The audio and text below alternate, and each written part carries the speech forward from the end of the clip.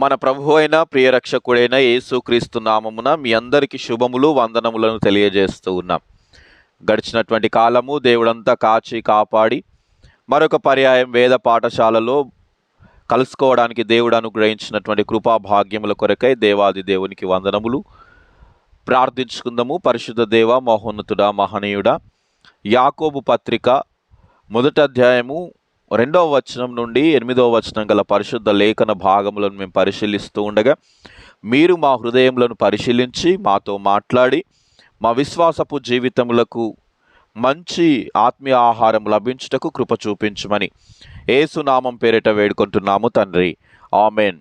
ప్రేమైనటువంటి దేవుని వారలారా, ప్రేమపూర్వకంగా వేద పాఠశాలలోనికి త్రియేక దేవుని నామన మిమ్మల్ని అందరినీ కూడా ప్రేమపూర్వకంగా ఆహ్వానిస్తూ ఉన్నాము.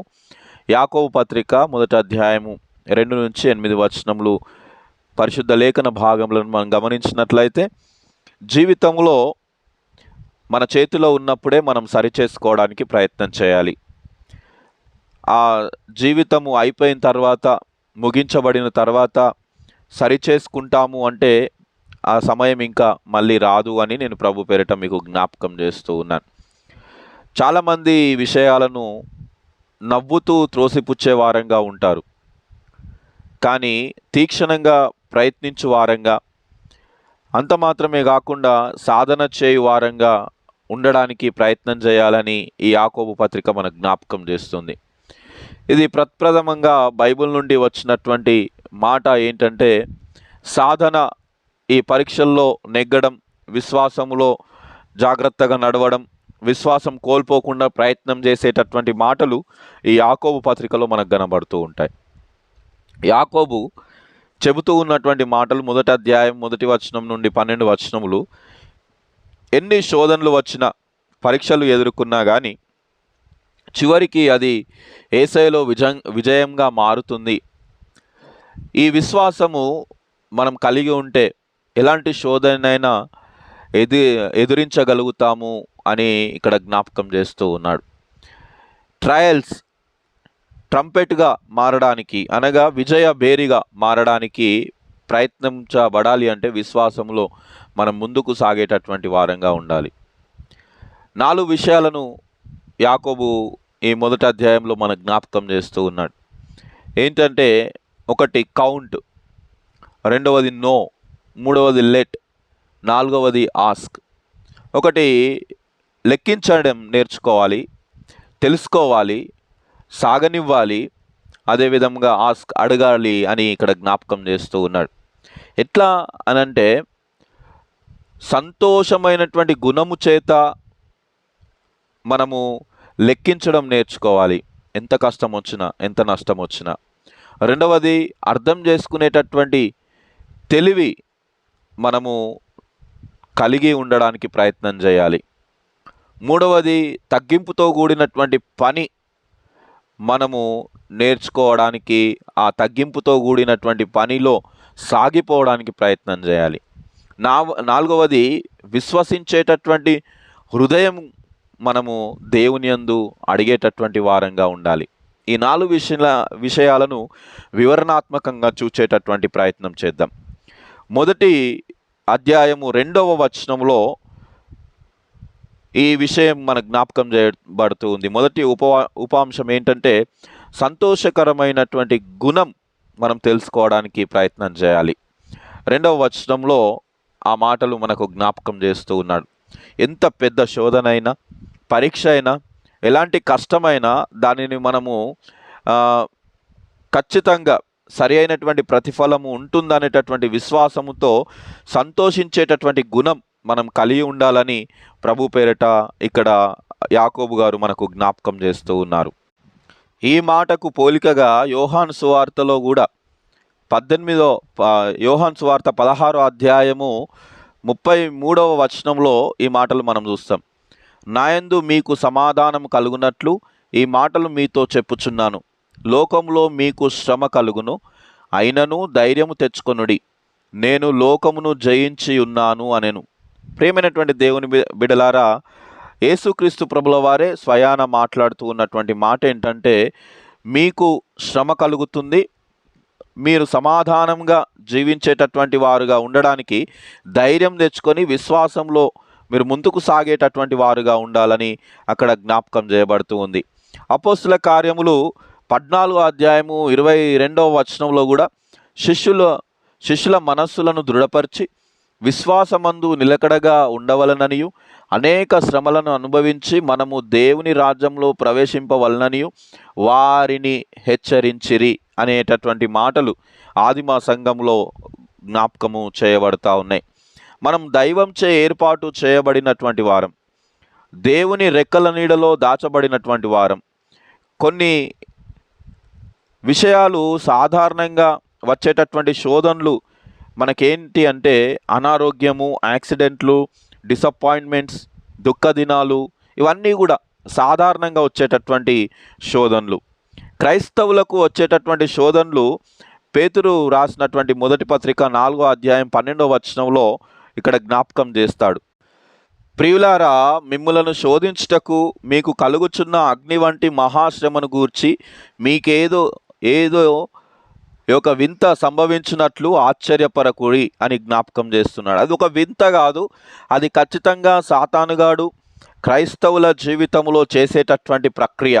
మీరు శోధింపబడుతూ ఉన్నప్పుడు అగ్ని మహాశ్రమ మీకేదో సంభవించినప్పుడు మీరు ఆశ్చర్యపోవాల్సిన అవసరం లేదని పేతురు మొదటి పత్రికలో 4వ అధ్యాయం 12వ వచనంలో మనకు జ్ఞాపకం చేయబడతా ఉంది.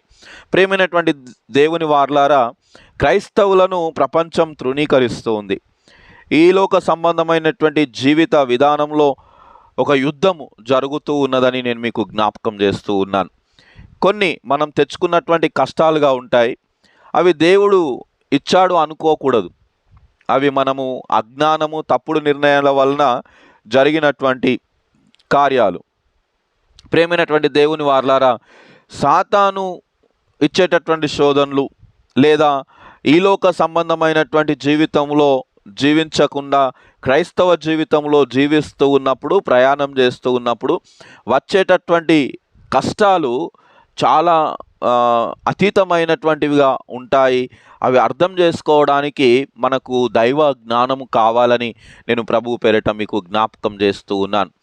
డివిరిస్ అనేటటువంటి గ్రీకు పదము ఇక్కడ పేతురు రాసినటువంటి మొదటి పత్రిక 1వ అధ్యాయము మొదటి 6 వచనాల్లో 6వ వచనం చూడడానికి ప్రయత్నం చేద్దాం. ఎందువలన మీరు మిక్కిలి ఆనందించుచున్నారు కానీ అవసరమును బట్టి నానా విధములైన శోధనల చేత ప్రస్తుతము కొంచెము కాలము మీకు దుఃఖము కలుగుచూ ఉన్నది. అంటే ఇది శాశ్వతమైనటువంటి దుఃఖం కాదు, శాశ్వతమైనటువంటి పరీక్ష కాదు, శాశ్వతమైనటువంటి నష్టము కాదు అని ప్రభువు ఇక్కడ జ్ఞాపకం చేస్తూ ఉన్నాడు. ప్రేమైనటువంటి దేవుని వారలారా, పనులను చూచి మనం వ్యతిరేకంగా ఆలోచించకూడదు. పనులు, ఇప్పుడు ప్రయత్నాలు, ఇప్పుడు సంభవించుచూ ఉన్నటువంటి ఆయా సంఘటనలను బట్టి మనము దేవాది దేవుణ్ణి తప్పుగా ఆలోచన చేసేటటువంటి ప్రయత్నం చేస్తాం. పనులు కొన్ని ముగించేంత వరకు మనకు తప్పుగానే కనిపిస్తూ ఉంటాయి. బయట చూచి మన విషయాలను ఇవి మనం మన జీవితంలో ఇవి తీర్పు తీర్చేటివిగా ఉన్నవి, మనల్ని ఇక నాశనం చేసేటివిగా ఉన్నవి అని మనం అనుకోకూడదు. ప్రియమైనటువంటి దేవుని వారలారా, అది ముగించేంత వరకు మనము దేవుని మీద ఆధారపడేటటువంటి జ్ఞానం కలిగి ఉండాలి. అది ఇంకా పూర్తి కాలేదు అనేటటువంటి అవగాహన మనం కలిగి ఉండడానికి ప్రయత్నం చేయాలి. విశ్వాసములో జాగ్రత్తగా ఉండడానికి ప్రయత్నం చేసినప్పుడు ఆయన ఆత్మలో ఈ సత్యమును గ్రహించేటటువంటి వారంగా మనల్ని ప్రయత్నం చేస్తూ మలిచేటటువంటి దేవుడిగా ఉన్నాడని నేను మీకు జ్ఞాపకం చేస్తూ ఉన్నాను. ప్రయత్నము మన జీవితంలో ఉండేలాగా, ఆ ప్రయత్నము దేవుని మీద ఆధారపడి ఉండేలాగా ప్రయత్నం చేసినప్పుడు అన్ని కలర్స్ ఒక దగ్గర కలిపి దేవుడు ఒక మంచి జీవితాన్ని, ఒక మంచి విశ్వాసాన్ని, మంచి ఆధ్యాత్మిక స్థితిని, ఆత్మీయ జీవితాన్ని సృష్టించేటటువంటి దేవుడుగా ఉన్నాడు అని జ్ఞాపకం చేస్తూ ఉన్నాను. అలా జరిగినప్పుడు అది దేవునికి కేవలం మహిమ అనేటటువంటి సంగతి మనం మర్చిపోకూడదని ప్రభు పేరిట మీకు జ్ఞాపకం చేస్తూ ఉన్నాం. మనము తప్పుగా ఆయన పనులను అర్థం చేసుకొని తీర్పు తీర్చువారంగా ఉంటాం. ఈరోజు చూస్తూ ఉన్నటువంటి ఈ విషయాలు కొన్ని ఆ, అన్నీ కూడా ఒక్కరోజు ఆశీర్వాదాలుగా మారేటటువంటి అవకాశాలు ఉన్నాయి. ఈ కష్టాలన్నీ కూడా ఒకరోజు కిరీటంగా, దేవుడిచ్చేటటువంటి బహుమానంగా ఉంటాయి అని నేను ప్రభు పేరిట మీకు జ్ఞాపకం చేస్తూ ఉన్నాను. ఆయన ఇంకా పనిని ముగించలేదనేటటువంటి విశ్వాసము మనము కలిగి ఉండి ప్రయత్నించేటటువంటి వారంగా ఉండాలి. మనము సంతోషమైనటువంటి గుణగణాలతో ఈ కష్టాలన్నీ కూడా లెక్కిస్తూ దేవుని యందు మనము ఆధారపడి జీవించేటటువంటి వారంగా ఉండాలని నేను మీకు జ్ఞాపకం చేస్తూ ఉన్నాను. ఫిలిప్పీలకు రాసినటువంటి పత్రిక 3వ అధ్యాయంలో చాలాసార్లు ఈ మాట పౌలు వాడతారు. కౌంట్ అనేటటువంటి మాట, ఈ మాట ఫైనాన్షియల్ పదముగా మనం చూస్తాము. టు ఎవాల్యుయేట్ అంటే అంచనా వేసుకోవడం స్థితిని పౌలు ఫిలిప్పీలకు రాసినటువంటి పత్రిక 3వ అధ్యాయంలో జ్ఞాపకం చేస్తాడు. ప్రేమైనటువంటి దేవుని ప్రజలారా, ఆయన వెలుగులో జీవించేటటువంటి ప్రయత్నంలో ఉన్నటువంటి కష్టాలు దైవ కార్యములని నేను ప్రభు పేరిట మీకు జ్ఞాపకం చేస్తూ ఉన్నాను. ఈ దుఃఖ దినములన్నీ కూడా మనం లెక్కిస్తూ ఆయన మీద ఆధారపడి జీవించేటటువంటి వారంగా మనం ఉండాలి. హెబ్రీలకు రాసినటువంటి పత్రిక 12వ అధ్యాయము 2వ వచనం గమనించినట్లయితే, మనలను ఆవరించి ఉన్నందున మనము కూడా ప్రతి భారమును సులువుగా చిక్కులబెట్టు పాపములను విడిచిపెట్టి విశ్వాసమునకు కర్తయు దానిని కొనసాగించువాడనైన యేసు వైపు చూచుచు మన ఎదుట ఉంచబడిన పందెములో ఓపికతో పరిగెత్తుదము. ఆయన తన ఎదుట ఉంచబడిన ఆనందము కొరకై అవమానమును నిర్లక్ష్యపెట్టి సిలువను సహించి దేవుని సింహాసనం యొక్క కుడిపార్శ్వమున ఆసీనుడై ఉన్నాడు అనేటటువంటి మాట మనము ఇక్కడ జ్ఞాపకం చేసి, ఓపికతో విశ్వాసముతో పరిగెత్తేటటువంటి వారంగా ఈ క్రీస్తు జీవన పరుగు పందెములో మనం అందరం కలిసి పరిగెత్తినప్పుడు పడిపోవచ్చు, లేవచ్చు, ఇంకా రకరకాలైనటువంటి శోధనలు రావచ్చు. కానీ అవన్నీ చిక్కుల పెట్టేటటువంటి విషయాలన్నీ కూడా మీరు మర్చిపోయి ఒక మంచి పదం ఇక్కడ వాడుతూ ఉన్నటువంటి హెబ్రీ గ్రంథకర్తను మనం గమనించినట్లయితే, యేసు వైపు చూచుచు, ఏది జరిగినా దేవుని వైపు, యేసుక్రీస్తు ప్రభులవారి వైపు చూచుచు ఈ లోకంలో వచ్చేటటువంటి నిర్లక్ష్యమును, ఈ లోకంలో వచ్చేటటువంటి ప్రతి విషయమును, ప్రతి చిక్కులబెట్టు పాపములను, ప్రతి కష్టములను, నష్టములను అన్నిటినీ యేసు వైపు చూచుచు పరిగెత్తేటటువంటి వారంగా ఉండాలి. అవన్నిటిని మనము పట్టించుకునే అవసరం లేదు అని ఇక్కడ జ్ఞాపకము చేయబడతా ఉంది. మన విలువ మన అంచనాలలో కాదు, యేసయ్య ఇచ్చినటువంటి బహుమతులలో ఉంటుందనేటటువంటి సంగతి మనం ఎప్పుడు కూడా మర్చిపోకూడదని ప్రభు పేరిట మీకు జ్ఞాపకం చేస్తూ ఉన్నాను. భౌతికంగా కాదు, ఆత్మీయమైనటువంటి నేత్రములతో మనము ఆయన బహుమతులను ముందుగానే నిరీక్షిస్తూ చూచేటటువంటి స్థితిలో మనం ఉండాలి అని జ్ఞాపకం చేస్తూ ఉన్నాడు. అవి సంతోషంగా, ఈ పరీక్షలన్నీ దేవుడు మనకు సంతోషంగా రాసేటటువంటి జ్ఞానం ఆయన ఇచ్చేటటువంటి స్థితి ఉన్నదని నేను మీకు జ్ఞాపకం చేస్తూ ఉన్నాను. యోబును మనం గమనించినట్లయితే, యోబు 23వ అధ్యాయంలో ఆయన పరీక్షలను నెగ్గడం, పరీక్షల్లో ఉన్నటువంటి ఆనందం, ఆయన ఆశీర్వదింపబడడం మనం చూస్తాం. కావున ప్రయత్నాలు, పరీక్షలు ఏర్పాటు అయినప్పుడు వెంటనే దేవునికి వందనాలు చెప్పేటటువంటి వారంగా ఉండాలి.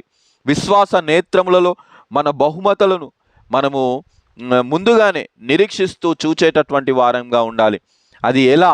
కష్టాలలో మనం సంతోషించడం, దేవుణ్ణి గణపరచుట సాధ్యమైన అనేటటువంటి స్థితి ఇక్కడ 3వ వచనంలో మన జ్ఞాపకం చేస్తూ ఉన్నాడు. ఈ ప్రశ్నకు జవాబును వెంటనే యాకోబు గారు జ్ఞాపకం చేస్తూ ఉన్నారు.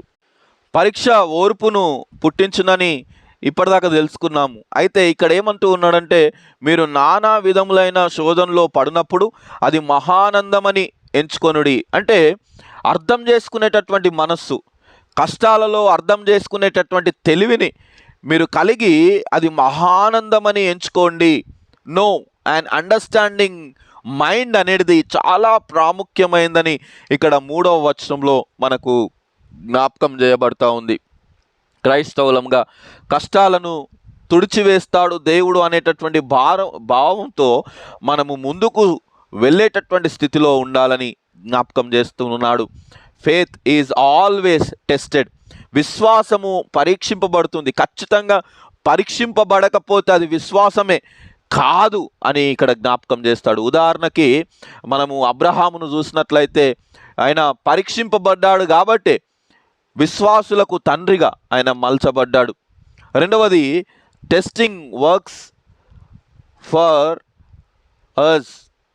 Testing works for us, not against us. పరీక్షలు మన కొరకు పనిచేస్తుంది, మనము వ్యతిరేకంగా ఉండేటటువంటి వారంగా చెయ్యదు అని ఇక్కడ జ్ఞాపకం చేస్తాడు. పేతురు రాసినటువంటి మొదటి పత్రిక 1వ అధ్యాయము 7వ వచనంలో మనం గమనించినట్లయితే ఈ మాటలు చూడవచ్చు. నశించిపోవు సువర్ణము అగ్ని పరీక్ష వలన శుద్ధపరచబడుచున్నది కదా, దానికంటే అమూల్యమైన మీ విశ్వాసము ఈ శోధనల చేత పరీక్షకు నిలిచినదై యేసుక్రీస్తు ప్రత్యక్షమైనప్పుడు మనము మెప్పును మహిమయు ఘనతయు కలుగుటకు కారణమగుదుము అని జ్ఞాపకం చేస్తూ ఉన్నాడు. అగ్ని పరీక్షకు లోనవుతూ ఉన్నటువంటి సువర్ణము శుద్ధపరచబడుచు ఉన్నది, దానికంటే కూడా మీ విశ్వాసము విలువైనది. శోధనలను పరీక్షలను మీరు జయించేటటువంటి వారుగా ఉన్నప్పుడు ఆయనను మహిమపరిచేటటువంటి స్థితిలో మీరు నడిపించబడతారు అని ఇక్కడ జ్ఞాపకం చేస్తూ ఉన్నారు. ప్రేమైనటువంటి దేవుని పరిశుద్ధ వారలారా, విశ్వాసము ప్రతిసారి మనకు పరీక్షింపబడుతూ ఉన్నది. రెండవది, విశ్వాసము ప్రేమైనటువంటి దేవుని వారలారా, అది పరీక్షింపబడుతూ ఉన్నప్పుడు అది బంగారం కంటే విశ్వాసమే గొప్పదని ఇక్కడ పేతురు రాసినటువంటి పత్రికలో మనం చూస్తాము. ప్రేమైనటువంటి దేవుని పరిశుద్ధ వారలారా, కేవలం దేవుడు మనకు ఓపికను మన గుణములలో పరీక్షల ద్వారా అభివృద్ధి చేయగలడు. మనము ఎంత మంచి పుస్తకాలు చదివినా, ఎంత మంచి ప్రసంగాలు విన్నా, గంటల తరబడి ప్రార్థన కూటములలో పాల్గొన్నా కానీ కష్టాలు ఎదుర్కొనాలని అనేటటువంటి ఓపిక మనకు ముందుకు కొనసాగాలంటే దేవుణ్ణి నమ్మాలి, విధేయత చూపించి ఆయన మీద ఆధారపడుతూ దేవుని వైపు చూస్తూ ఈ పరీక్షలన్నీ కూడా సంతోషంగా ఎదుర్కొనేటటువంటి జ్ఞానం ఆయన యందు మనం పొందుకునేటటువంటి స్థితిలో ఉండాలని ప్రభు పేరిట మీకు జ్ఞాపకం చేస్తూ ఉన్నాను. పరిశుద్ధ గ్రంథము గురించి మనం జ్ఞాపకం చేసినట్లయితే పరిశుద్ధ గ్రంథము చదివినటువంటి వారమందరము కూడా ఎంతో ఓపికతో ఉండేటటువంటి వారంగా ఉండాలి. అబ్రహాము, మోషే, యోసేపు, దావీదు, మన దేవుడైనటువంటి యేసుక్రీస్తు ప్రభులవారు కూడా చాలా ఓపికతో పరీక్షింపబడి విశ్వాసములో ఎదిగి అన్నిటి యందు జయించి దేవుని చిత్తం తెలుసుకొని చాలా వ్యతిరేకమైనటువంటి సంగతులు వచ్చినప్పటికి కూడా దేవుని మీద ఆధారపడి విజయాలను సంపాదించుకున్నటువంటి వారుగా ఉన్నారు అని నేను ప్రభు పేరిట మీకు జ్ఞాపకం చేస్తూ ఉన్నాను. మూడవ విషయము మనం గమనించినట్లయితే లెట్ ఏ సరెండర్ విల్. ఇదే విషయం 4వ వచనంలో మనకు జ్ఞాపకం చేస్తాడు. మన క్యారెక్టర్ సౌశీల్యము మనం సహకరించకపోతే నిర్మించబడదు అని ప్రభు పేరిట మీకు జ్ఞాపకం చేస్తూ ఉన్నాను. సగం కార్యములు ఆయన ఎప్పుడు కూడా తృప్తి చెందడు. పూర్తిగా మనం సహకరించినప్పుడే దేవుడు మన ఎడల గొప్ప గొప్ప కార్యాలు చేయగలడు అని నేను ప్రభు పేరిట మీకు జ్ఞాపకం చేస్తూ ఉన్నాను. దేవుడు మనలో మన యొక్క జీవితాల్లో అనుకున్నది ఆయన సాధించాలి అంటే మనము సహకరించేటటువంటి పిల్లలంగా ఉండాలి అని ఇక్కడ యోహాను రాసినటువంటి మొదటి పత్రిక 2వ అధ్యాయం 12వ వచనం నుండి 14వ వచనం గల పరిశుద్ధ లేఖన భాగములను మనం చూడవచ్చు. ప్రియమైనటువంటి దేవుని వారలారా, క్రైస్తవ జీవితమును గురించి పౌలు జ్ఞాపకం చేస్తూ ఉన్నటువంటి విషయాలు ఎఫెసీలకు రాసినటువంటి పత్రిక 2వ అధ్యాయం 8 నుంచి 10 వచనాలు మనం చూసినట్లయితే ఇక్కడ 3 విషయాలను జ్ఞాపకం చేస్తాడు. ఒకటి ఏంటంటే దేవుడైన యేసయ్య, దేవుడైన యేసుక్రీస్తు ప్రభుల వారు సిలువలో తన పనిని ముగించినారు, అది మన కొరకు. రెండవది, ఆయన మన పనిలో ఆయన చొరవ తీసుకొని ఆయన మన పనిని ముగిస్తూ మనల్ని విజయంలోనికి నడిపిస్తూ ఉన్నారు. ఆయన కుమారులుగా మనల్ని తీర్చిదిద్దుతూ ఉన్నారని రోమిలకు రాసినటువంటి పత్రిక 8వ అధ్యాయం 24వ వచనంలో మనం చూస్తాం. మూడవది, మంచి కార్యాల్లో మన జీవితాలను నడిపింపజేయాలని ఆయన ప్రయత్నం చేస్తూ ఉన్నట్లుగా మనం చూస్తూ ఉన్నాం. వెయిటింగ్ పీరియడ్ అనేది ఎంత ఉన్నా మనము దేవుని యందు విశ్వసించేటటువంటి వారంగా, మనము సమర్పింపబడినటువంటి విశ్వాసం కలిగినటువంటి జీవితంలో ముందుకు సాగేటటువంటి వారంగా ఉండాలి. అబ్రహాము 25 సంవత్సరములు కొడుకు కొరకు ఎదురు చూస్తున్నాడు. యోసేపు 13 సంవత్సరములు ఈజిప్టులో కష్టాల పాలయ్యాడు. మోషే గారు 40 సంవత్సరములు ఆయన గొర్రెల నుంచి కాపరత్వ జీవితాన్ని, తన యొక్క మినిస్ట్రీని నేర్చుకున్నాడు. యేసుక్రీస్తు ప్రభుల వారి శిష్యులు 3 సంవత్సరములు యేసుక్రీస్తు ప్రభుల వారి దగ్గర ఓపికతో తన యొక్క శిష్యత్వమును చేసినట్లుగా మనం చూస్తాం. ఎఫెసీలకు రాసిన పత్రిక 6వ వచనంలో 6వ అధ్యాయం 6వ వచనంలో కూడా సమర్పించుకున్నప్పుడు మన పిల్లలు ఎడల గొప్ప సంగతులను నెరవేర్చేటటువంటి దేవుడుగా ఉన్నాడు అని జ్ఞాపకం చేస్తూ ఉన్నాడు. ప్రేమైనటువంటి దేవుని వారలారా, ఒకటి count a joyful attitude, know and understanding heart. మూడవది లెట్ ఏ సరెండర్ విల్ అనేటటువంటి విషయాలను మనము నేర్చుకున్నాము. నాలుగవదిగా ఆస్క్ బిలీవింగ్ హార్ట్, నమ్మేటటువంటి హృదయం మనం కలిగి ఉండాలి, నమ్మేటటువంటి జ్ఞానం మనం కలిగి ఉండాలి అనేటటువంటి విషయాలు మొదటి అధ్యాయంలోనే యాకోబు పత్రిక 5వ వచనం నుండి 8వ వచనం గల పరిశుద్ధ లేఖన భాగంలో మనం చూస్తాం. ప్రజలు ప్రార్థనలు, వారి కష్టాలు యాకోబు ఇక్కడ రాస్తూ ఉన్నాడు. యాకోబు పత్రిక 4వ అధ్యాయం 1 నుంచి 3వ వచనం, యాకోబు పత్రిక 5వ అధ్యాయం 13 నుంచి 18 వచనాలను మనం చూసినట్లయితే వాటిని అడిగినప్పుడు దేవుడు చెబుతూ ఉన్నటువంటి సమాధానం ఏంటంటే జ్ఞానము అడుగుమంటూ ఉన్నాడు. ఏంటంటే ఈ కష్టాలను ఎదుర్కోవాలి అంటే ఈ ఓపికను, ఈ పరీక్షను, ఈ యొక్క ఆలోచనలను మనము విజయం సాధించాలంటే జ్ఞానం అడుగుమని జ్ఞాపకం చేస్తూ ఉన్నాడు. ఏం అడగాలంటే చివరిగా ఆయన చెప్పేది విజ్డమ్ అడుగుమని జ్ఞాపకం చేస్తూ ఉన్నాడు.